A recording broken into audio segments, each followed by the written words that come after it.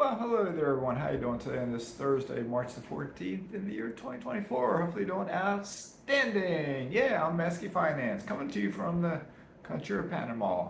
Yes, ma'am. Yes, sir. Anyway, I'm going to give you a little talk today, kind of like a hodgepodge mixture of Gary, Indiana, and some other stuff. You know me. If you watch my channel much at all, you know I'm an investor, but also like to be healthy. And also I tell stories, adventures, experiences, etc., etc., etc. I just try to share a lot of information. So if you're like me at all, what you do is listen to what I say, pick out the nuggets of information that can benefit yourself. Take nuggets from me, take nuggets from this person, nuggets from that person, nuggets from this book, nuggets from your coworkers, and put it in your own mind and churn it up and get your own hodgepodge of thoughts yourself. So with that being said, I'm Mazske Finance. I'm not a financial advisor. I'm not a CPA. I'm not an attorney. I am not a doctor. I'm not a nutritionist. I do try to be healthy though. So to get started real quick, I like this Fitbit. I got this a couple weeks ago. And I like to count my steps, like to monitor my heart rate. It monitors my sleeping, REM sleep, deep sleep, light sleep, how much I toss and turn, oxygen level, and more. Okay. Now when I got it, I wait till they have a sale. Fitbit, like they're owned by Google. They have sales just like every other company does. So they send emails out. So they had one that was $50 off. Okay, so $50 off. I knew I also had a credit card that was going to give me, I think it was 10% back if I bought something from Fitbit up to a certain dollar level. So I combined buying this on sale with using that credit card that gave me the additional 10% back, and it gave me a credit back on my credit card statement. So I got it at the best price that I could find it for. Okay, to each their own. You may like Garmin, you may like Apple, etc., etc. I like Fitbit, and so on and so on. So anyway, that's what I did with this. Also, I mentioned one time getting a shirt for $3. This shirt cost me $3 here in Panama at a store. I think it's a new shirt. It looks fairly new. I've worn it a couple times. So it's been washed and dried and whatnot. So anyway, $3. I try to save money where I can save money because we need to. All of us need to. Even if you start getting a lot of money, try to be frugal because you don't know how next month's going to be. And that comes to me talking a little bit about Gary, Indiana. Gary, Indiana. I got to ask my mastermind group this. Is this the normal for Gary? I've been investing in Gary, Indiana longer than anyone in my mastermind group. I bought my first one there in 2019. So, going on, we're in March. I guess about 5 years now since my first house. 5 years. By golly, time flies by, doesn't it?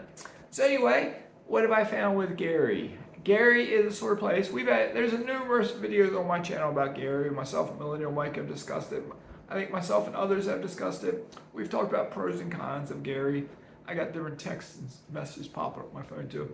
But we've talked about pros and cons of Gary. Gary is the sort of place you can go after the positive cash flow because you can still buy cheaper than most of the country. It's the Midwest. You can do this other places in the Midwest too. Okay, you can buy cheaper than most places, but you're not going to get the appreciation like you do in other places. Houses historically, nationally for the United States of America, appreciate something like 3% a year, 4%, 5%. There's bubbles at times where they spike up. There's other times there's some dips and stuff. But historically, it's like 3 to 5%. Somewhere in there they appreciate. In Gary, it's not like that. There can be some spikes up periodically, and there has been in the 5 years since I've owned them. But at the same time, this is what I'm finding with my houses in Gary. I bought houses that were rehabbed. I have bought houses that needed to be rehabbed. On both of those houses, I've had to do subsequent rehabs. And it seems like it's a little too frequent. Tenants there seem to damage the homes more so than other places where I've owned real estate. I own real estate in Virginia. I've had 3 different tenants in the house in Virginia. I bought that house, very first house I ever bought, 2017, January 2017. I've never rehabbed the inside. I painted it when I bought it.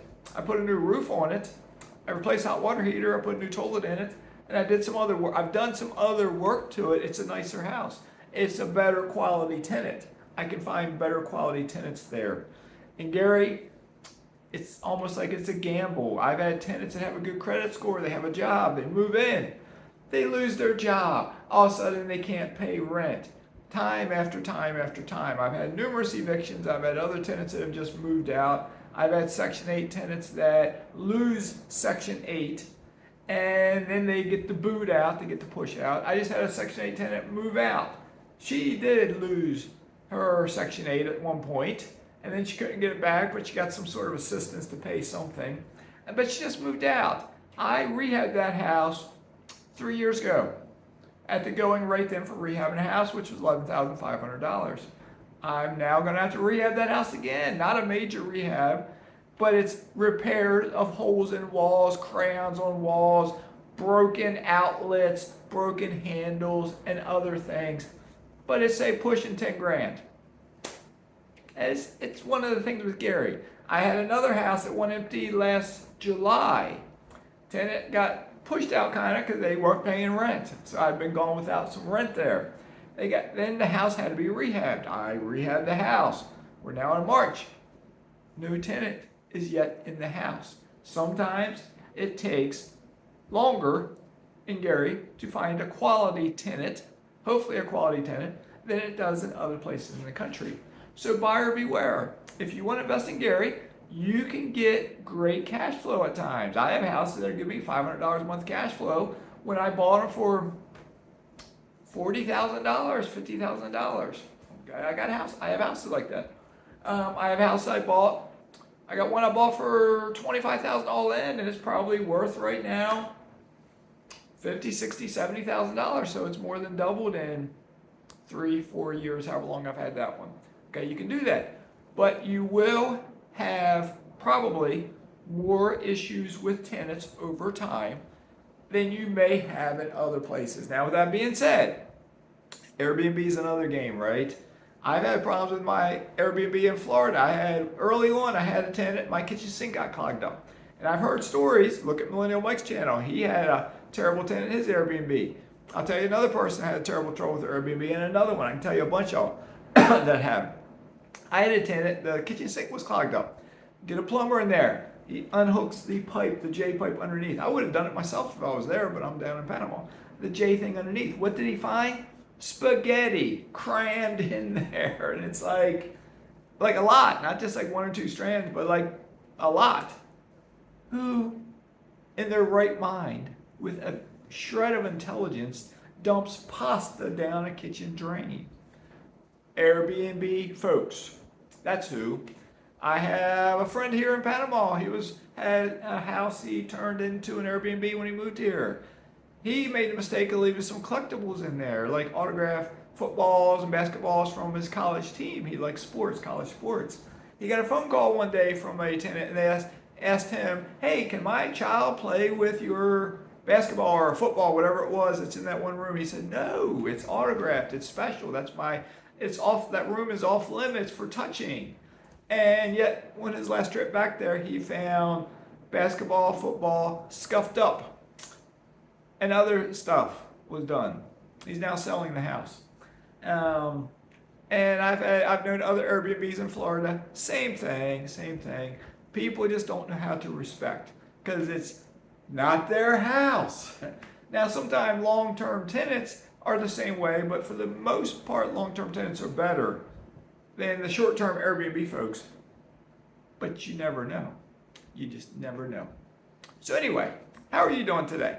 How's your health? Do you have good blood pressure?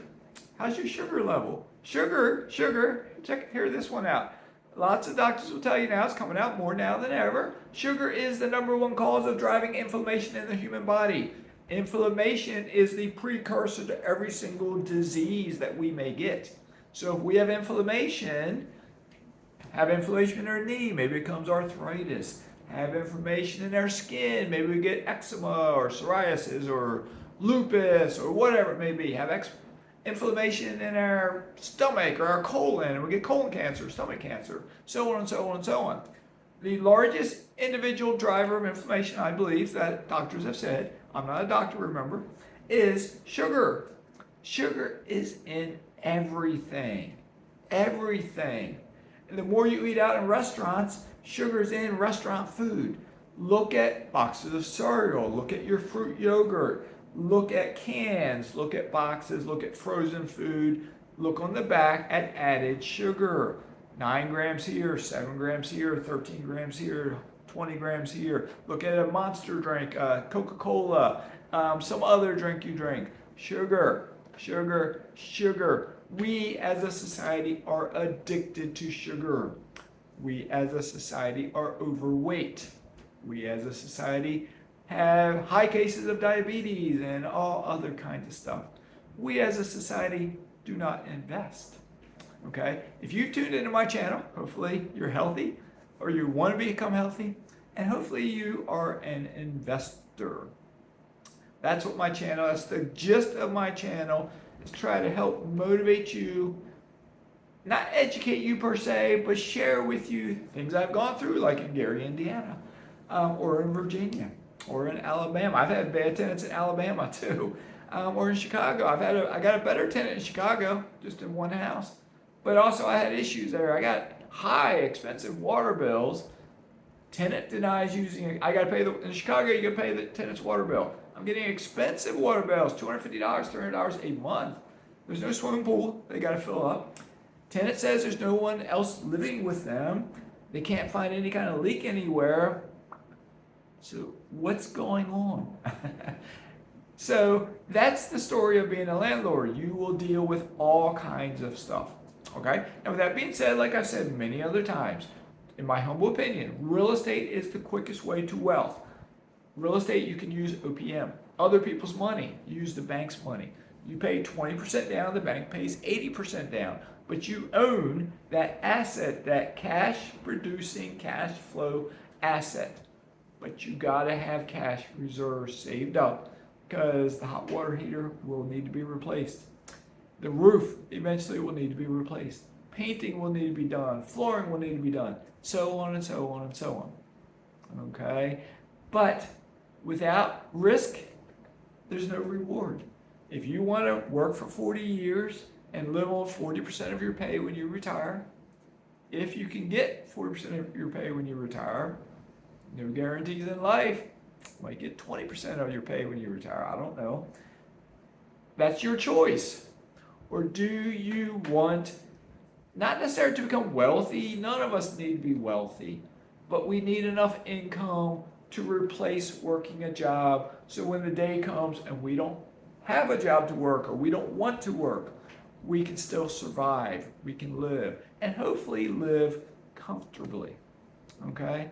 So like I said, this is a hodgepodge of Gary and other stuff. So hopefully you got some little nugget out of there. So if you haven't had your cup of green tea, I drank my first cup already. I'm going to try to drink 2 or 3 cups every day if I can, or at least some kind of tea. Tea is good. Tea's healthy. Okay, I've had some papaya fruit this morning.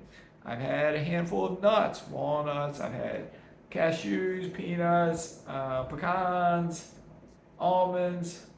That might be everything. I've had some blackberries this morning. I've had a banana today. I need to eat some more veggies today. Probably for lunch, I'll eat some veggies or some beans. Beans are good for you. Try to eat beans every day if you can, or 3 to 5 times a week if you can't do it every day. But do what you can to keep yourself healthy. Do what you can to get on the property ladder. Do what you can to keep moving forward in life. Keep learning. I know, it's hard to read a book. But try it sometime. Read it on your phone or your tablet if you don't want to read a paper book. But there's something about holding a book in your hand, flipping the pages. There's just something about that. It's better than trying to read on an electronic device. Reading is a good way to exercise your mind. Along the way, practice this. Let me show you something real quick. When you get up out of a chair, you can't see all this, but do you reach over and hold on to something? Do you push off on your chair? Do you reach down the front of the chair and push up? Or can you just squat up, squat down? It's called body weight squats. Can you do body weight squats? I know if you're older, for some people, it's hard to do. Be careful, do not fall. One thing I've learned in life is that osteoporosis doesn't kill people. Osteoporosis doesn't break bones.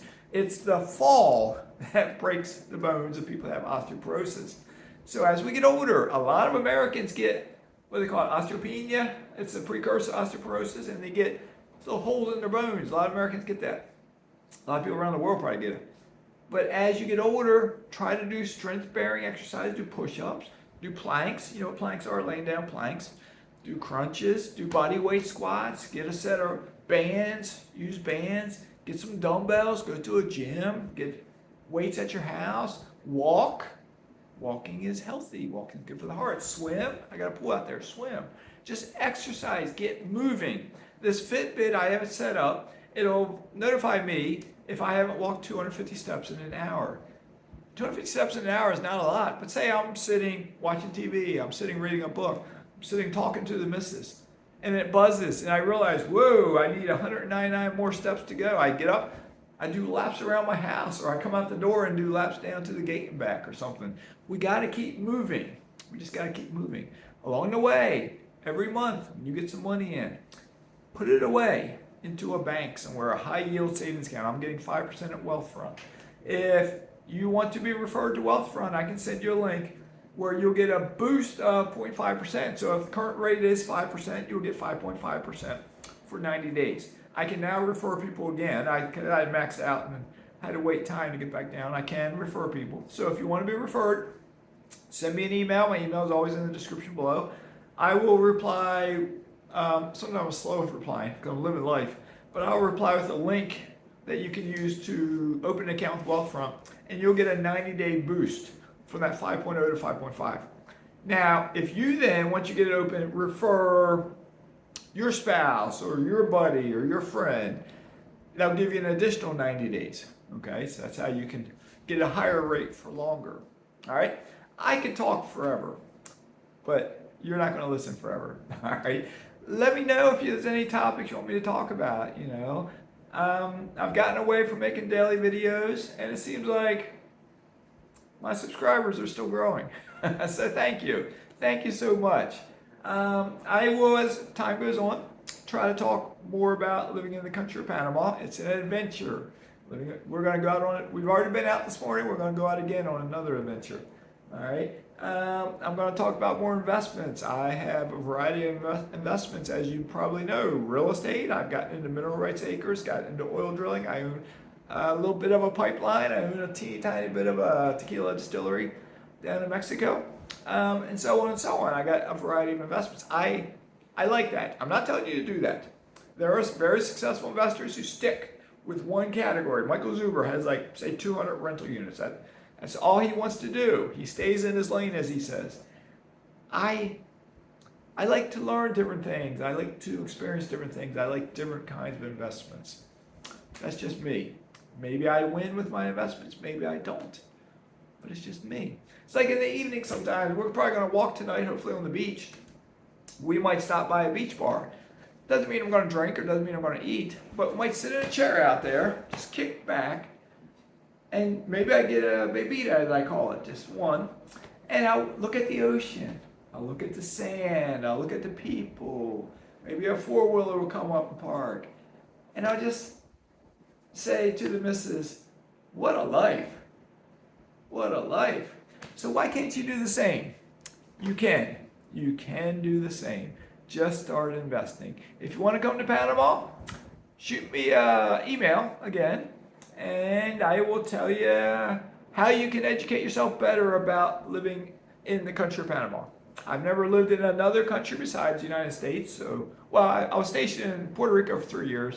That's Commonwealth of the U.S. I was back in the early 90s. So I just spent 3 years living in Puerto Rico too. But anyway, if you're interested in Panama, just shoot me an email, and I will give you a little bit more information. So with that being said, things are popping up my phone left and right. I gotta check them out. Have a great day. Stay safe in all you do. Maskies signing out.